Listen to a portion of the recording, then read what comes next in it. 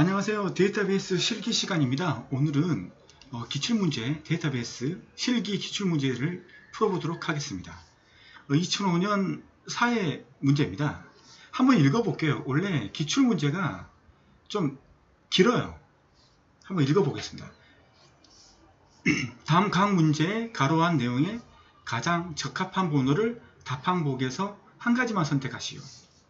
나라은행에서는 기업들의 자금 개선을 위하여 대출을 시행하고 이와 관련된 정보를 관리하는 데이터베이스를 구축했다. 그러나 구축된 데이터베이스의 모델을 분석한 결과 아래와 같은 모델 구성으로 인하여 여러 문제점이 파악되었다. 먼저 나라은행의 데이터 모델에서 나타난 두드러진 문제점으로는 무엇들 간의 관계 설정과 관련된 오류였다.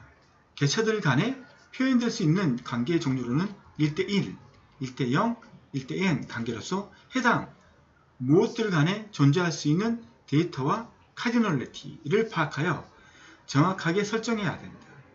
예를 들어 그림 1, 이게 그림 1입니다. 계좌 엔티티가 있고 대출 엔티티가 있죠. 계좌번호가 주키고 프라이머리 키고 계좌번호가 포린 키죠. 이걸 두 개를 가지고 1대_n의 관계를 가지고 있는 거죠. 그림 1과 같은 경우 계좌 개체와 대출 개체 간에 존재하는 주키, 프라이머리 키의 구조를 파악해 볼 때 1대1 관계로 표시하는 것이 타당함에도 불구하고 지금 1대_n으로 표시되어 있죠. 근데 1대1로 표시해야 된다는 거죠. 관계가 1대1 관계로 표시되지 않아 1대1 관계로 표시되지 않았다. 자, 이게 딱 끊겨요. 첫 번째가 끊겼어요. 여기까지인 거예요. 자, 이걸 가지고 이제 풀어보는 거죠. 1번. 먼저 나라은행의 데이터 모델에서 나타난 두드러진 문제점으로는 무엇들 간의 관계 설정, 엔티티 간의 관계 설정, 맞죠? 엔티티 간의 관계 설정. 엔티티, 이게 계좌 엔티티잖아요. 엔티티. 대출 엔티티. 엔티티 간에 이게 엔티티 확률이 높은 거죠. 엔티티. 개체 간에 존재할 수 있는 데이터와 카디널리티. 카디널리티가 이제 이게 DB로 표시를 하면 이런 식으로 되잖아요. 그래서 이게 하나가 투플이고 그 다음에 투플들이 모이면 이게 카디널리티고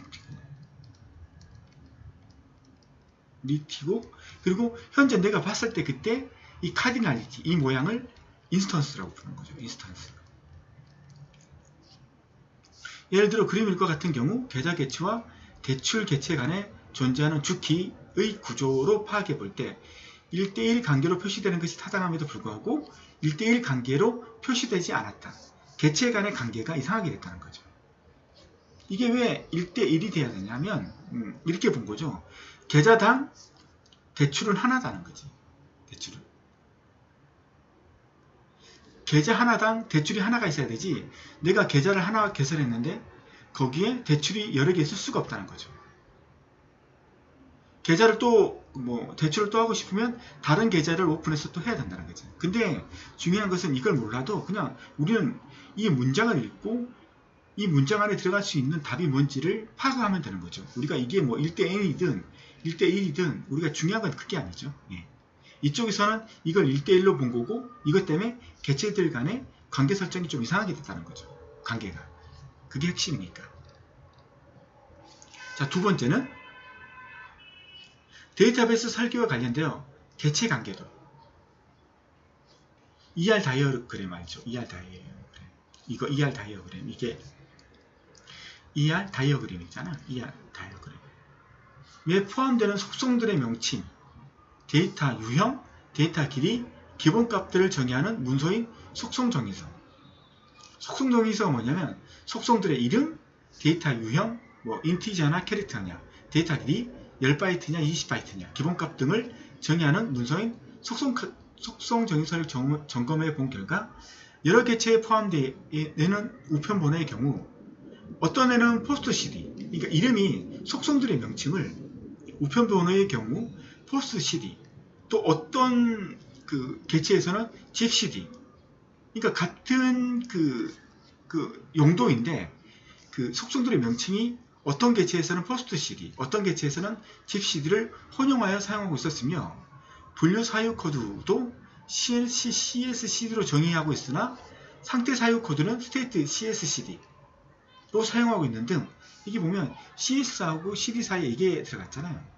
그러니까 원래는 스테이트 CSCD 이런 식으로 일관되게 해야 되는데 어떤 애는 CSCD 사이에 언더바를 넣은 애도 있고 언더바를 넣지 않는 애도 있고 사용하고 있는 등 사유 코드의 컬럼 명칭도 CSCD 또는 그냥 이런 식으로 일정한 명령 규칙이 없이 혼용되어 사용되고 있는 것으로 보여 속성들 간의 명령 규칙이 일정하게 준수되고 있지 않는 것으로 파악되었으며 통합 데이터베이스 설계 이전에 그러니까 데이터베이스 설계 이전에 무엇의 구축이 선형되어야 할 것을 판단되었다.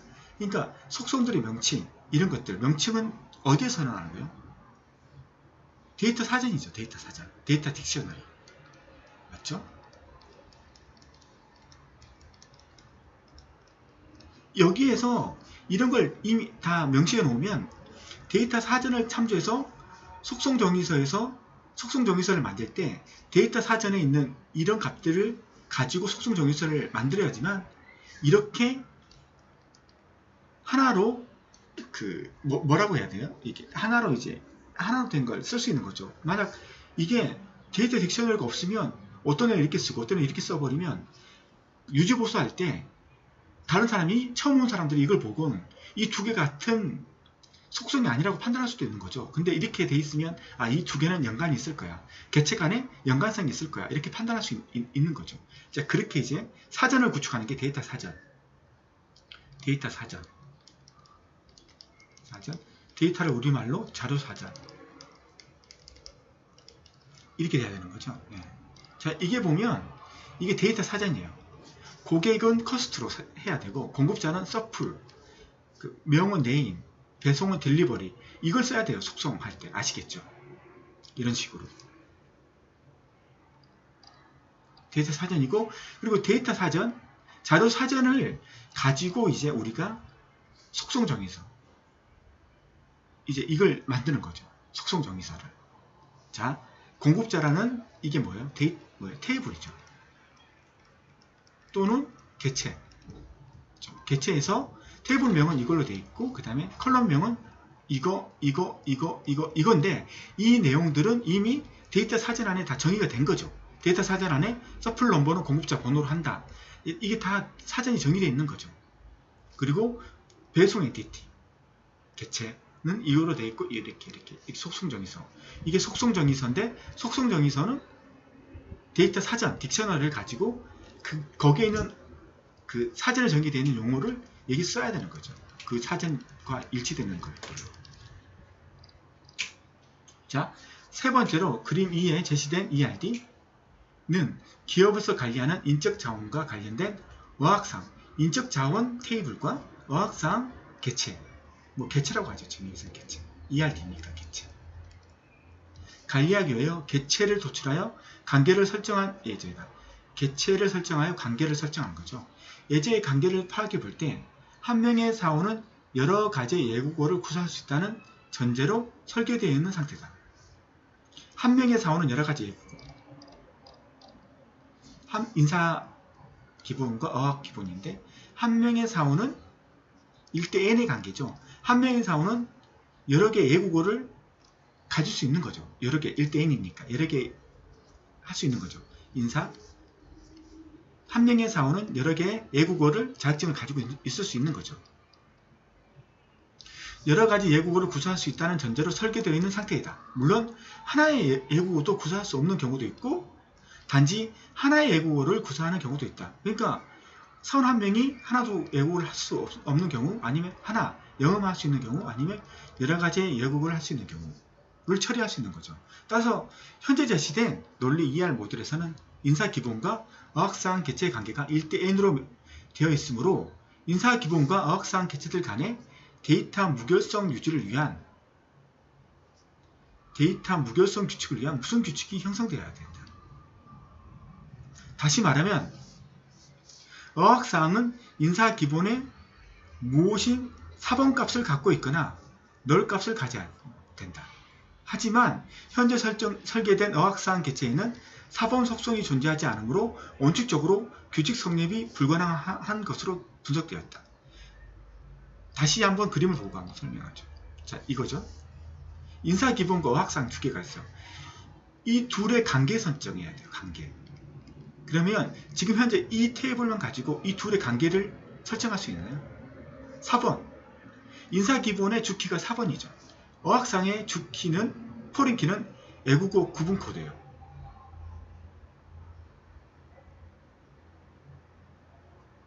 그러면 최소한 이 둘의 관계가 설정되기 위해서는 애국어 구분 코드가 있어야 되죠. 애국어 구분 코드가 있어야 되잖아요. 맞죠?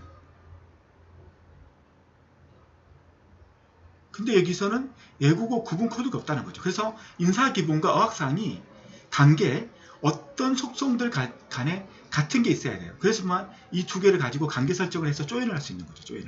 조인을 할 때 포린키를 가지고 조인할 수 있잖아요. 포린키를 가지고. 근데 여기서는 없어요. 이 둘 간의 관계. 이걸 가지고 다시 한번 읽어보도록 하죠. 따라서 현재 제시된 논리 ER 모델에서는 인사기본과 어학사항 개체가 1대1으로 되어 있으므로 인사기본과 어학사항 개체들 간에는 데이터 무결성 유지를 위한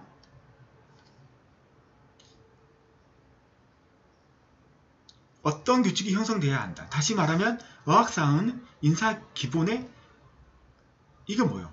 4번이 뭐예요? 주키죠. 주키. 프라이머리 키. 주키 또는 프라이머리 키 또는 우리가 한국말로 기본키죠. 그러니까 인사 기본의 4번은 주키잖아요. 기본키잖아요. 맞죠? 인사 기본의 주키는 프라이머리 키는 기본키는 4번이잖아요. 4번 값을 갖고 있거나 그러니까 어학사항에 이거죠. 어학사항에 여기에 이 둘의 관계를 맺어주기 위해서 인사 기본에 4번 값이 이렇게 들어가거나 4번 값이 포린키로 들어가거나 4번 값이 포린키로 들어가든가 맞죠? 갖고 있거나 널 값을 가져야 된다. 하지만 현재 설계된 어학사항 개체에는 4번 속성이 존재하지 않으므로 원칙적으로 규칙 성립이 불가능한 것으로 분석되었다. 참조를 못한다는 거죠. 그러면 이게 어학사항, 그러니까 인사기본과 어학사항 개체들 간의 데이터 무결성을 유지하기 위한 참조 무결성. 우리가 무결성이 3개 있잖아요. 개체 무결성, 참조 무결성, 도메인 무결성. 아니, 3개가 아니라 많이 있는데 도메인 무결성, 개체 무결성, 참조 무결성인데 여기서는 두 개체 간의 관계, 두 개체 간의 관계를 설정할 수 있는 키가 있어야 되는데 그게 주키가 돼야 되는데 아니 그게 이 4번이 돼야 되는데 이 둘 간의 4번이 돼야 되는데 그러면 여기에 4번이 있었잖아요. 4번이 주키죠. 주키. 맞죠? 여기도 4번이 있어야 되죠. 4번. 맞죠? 4번 값이 있어야 되잖아요. 포린키로. 이렇게 있어야지만 이 둘 간의 관계가 설정돼서 조인을 할 수 있어서 할 수 있는 거잖아요. 맞죠? 그래서 참조 무결성이 없다는 거고 그 다음에 4번은 주키 그리고 주키인 프라이머리 키인 기본 키인 4번 속성이 어학사항 개체의 외래식별자로 존재해야 된다. 외래식별자 참조키 참조 무결성 이렇게 되는 거죠. 네 번째로 그림 3에 제시된 ERD는 그림 3 사원이 있고 보증이 있어요.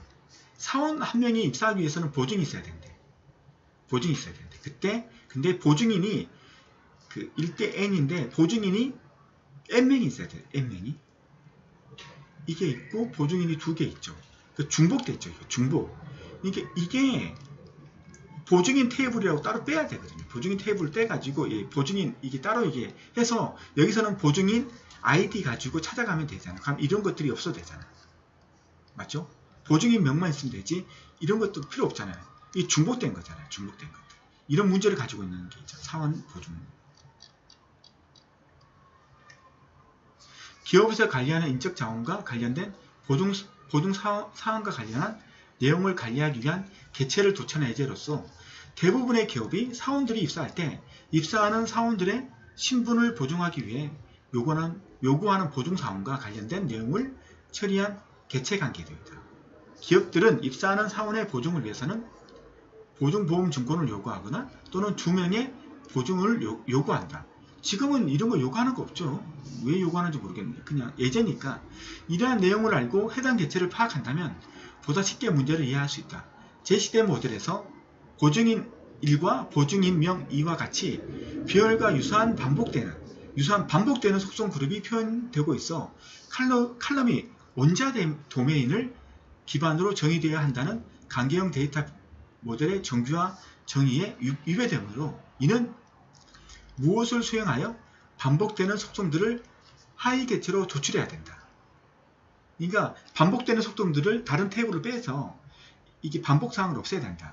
그리고 보험회사명은 보험증번호에 이행 종속되는 것으로 판단되므로 유괴 위배되는 것으로 파악되었다.